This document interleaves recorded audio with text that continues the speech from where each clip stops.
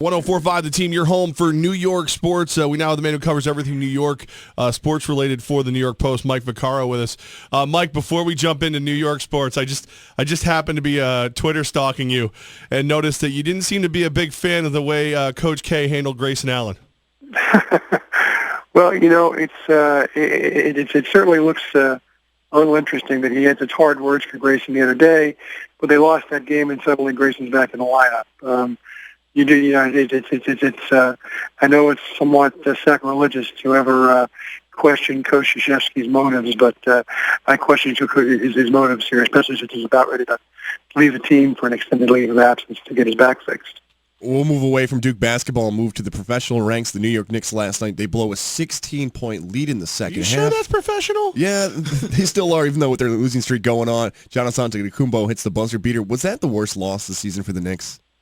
Yeah, it definitely was. I mean, look, it's there have been some frustrating ones. They had a frustrating one in Phoenix that they thought they had wrapped up, and you can name a couple. But yesterday, just given everything, the fact that you're on a losing streak, they're at home against a 500 team, the kind of team they really do need to beat, especially at the Garden, and the fact that they had that 16-point lead. It was, there were very few times in a regular season loss can leave, have people leaving the arena the way a playoff loss does.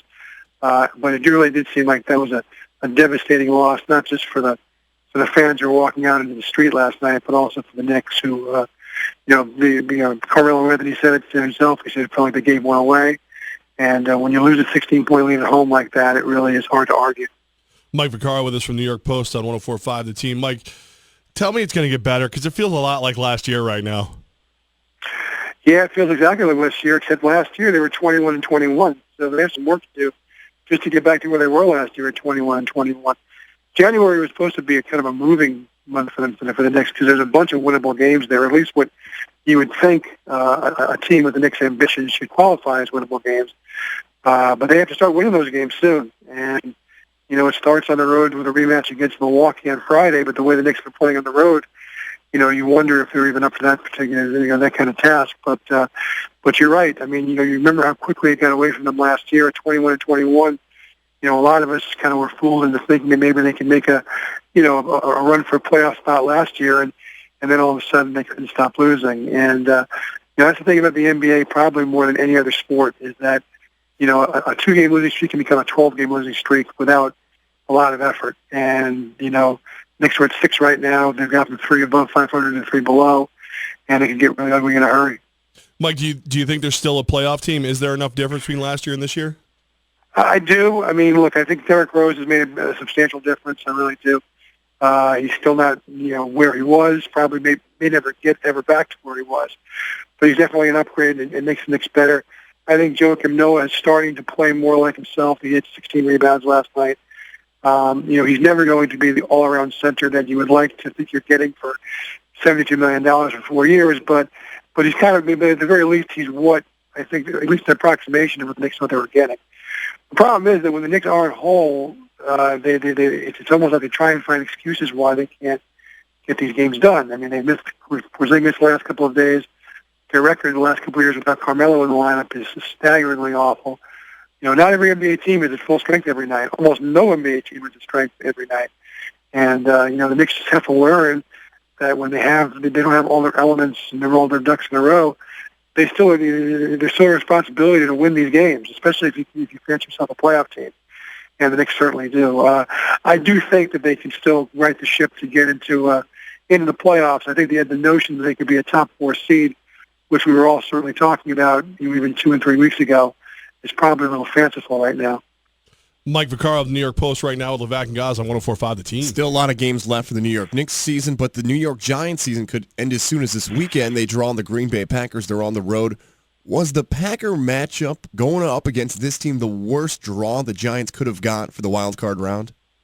Yeah, I think you have to say that objectively. I know there are a lot of optimistic Giants fans who point to the fact that the 2 times they won the Super Bowl, and what's remembered for those two years, or being the Patriots both years, what's actually more important in some ways when you look about it going back, is they went into Lambeau Field both times to meet the Packers. So certainly, from a fan standpoint, I guess that gives you a little bit of confidence, especially since the quarterback he's the same guy who won those two games. But I think if you're looking at it objectively, you certainly like your chances a lot more going to Detroit, even going to Seattle, which is a hard place to play, but it's against a team that's not playing near as well as the Packers are playing right now. I mean, the Giants are playing very well themselves right now. You can make an argument that they were the second best team in the conference. They also happen to share a division with the Cowboys, so they were a second place team. But that's just it's a hard task to go and play a very good team on the road anyway. And then when you consider that venue is going to be Lambeau Field, that makes it even that much harder, regardless of what kind of success that franchise has had there in the past. Mike, when you look at Eli and postseason Eli and Odell Beckham Jr., is that going to be enough to take advantage of that secondary of the Packers? Well, you would think that's the thing that you have to hang your hat on for the Giants. The Packers secondary is banged up, and Beckham is, you just don't know what you're going to get, and that's not a bad way. I'm not saying, it's not whether he's going to be good or bad; it's whether he's going to be good or spectacular.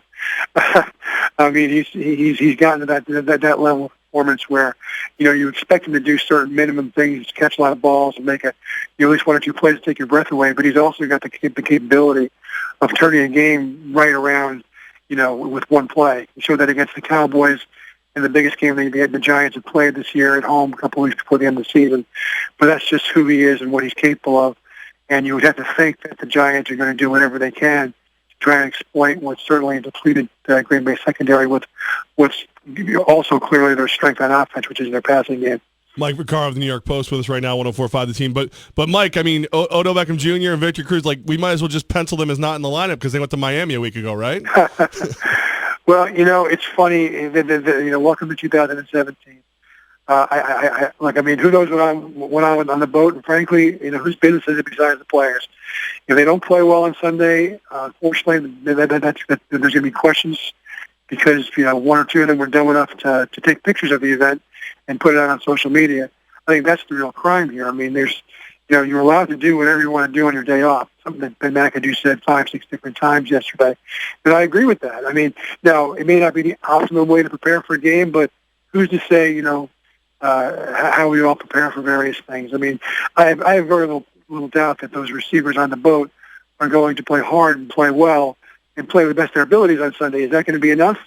I mean, it probably would or wouldn't be regardless of whether they made that trip, but certainly if they lose the game and don't play well, that's going to be something that shadows them forever. In the same way that 9 years later, the idea that Tony Romo and Jason Witten took a trip to Cabo in 2007, that still haunts them. I don't think that had anything to do with them losing to the Giants in their next game.